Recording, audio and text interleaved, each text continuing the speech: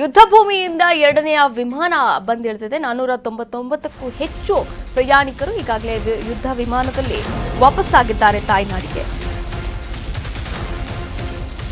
ಯುದ್ಧ ಭೂಮಿಯಿಂದ ಬೆಂಗಳೂರಿಗೆ ಬಂದಿಳಿದ ಎರಡನೇ ವಿಮಾನ. ದುಬೈನಿಂದ 490 ಪ್ರಯಾಣಿಕರು ತಾಯ್ನಾಡಿಗೆ ವಾಪಸ್ಸಾಗಿದ್ದಾರೆ. ಕೆಂಪೇಗೌಡ ಏರ್ಪೋರ್ಟ್ಗೆ ಬಂದಿಳಿದಂತಹ ಕನ್ನಡಿಗರು. ಜೆಡಿಎಸ್ ಎಂಎಲ್ಸಿ ಭೋಜೇಗೌಡ, ಪಿವಿ ಸಿಂಧು ಕೂಡ ಆಗಮಿಸಿದ್ದಾರೆ. ಕನ್ನಡಿಗರು ಸೇರಿದಂತೆ 490 ಪ್ರಯಾಣಿಕರು ತಾಯ್ನಾಡಿಗೆ ವಾಪಸ್ಸಾಗಿದ್ದಾರೆ. ಮೊದಲ ವಿಮಾನದಲ್ಲಿ 213 ಪ್ರಯಾಣಿಕರು ವಾಪಸ್ಸಾಗಿರುವಂಥದ್ದು.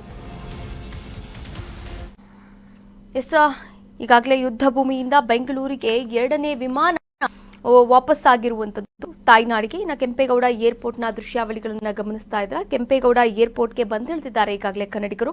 ನೋಡಿ, ಜೆಡಿಎಸ್ ಎಂಎಲ್ಸಿ ಭೋಜೇಗೌಡ ಹಾಗೆ ಪಿವಿ ಸಿಂಧು ಅವರು ಕೂಡ ದುಬೈನಲ್ಲಿ ಸ್ಟಕ್ ಆಗಿದ್ರು. ಅವರು ಕೂಡ ಅಲ್ಲಿ ಸಿಲುಕೊಂಡಿದ್ರು. ಇನ್ನು ಕನ್ನಡಿಗರು ಅಂದ್ರೆ ಬಳ್ಳಾರಿಯಿಂದ ಹೋದಂತಹ 30 ಜನರ ತಂಡ ಕೂಡ ಸಿಲುಕೊಂಡಿತ್ತು. ಹಾಗೆ ಹಲವಾರು ಕುಟುಂಬಗಳು ಕೂಡ ಸಿಲುಕಿಕೊಂಡಿದ್ವು ದುಬೈ ಪ್ರವಾಸಕ್ಕೆ ಹೋದಂತಹ ಕನ್ನಡಿಗರು.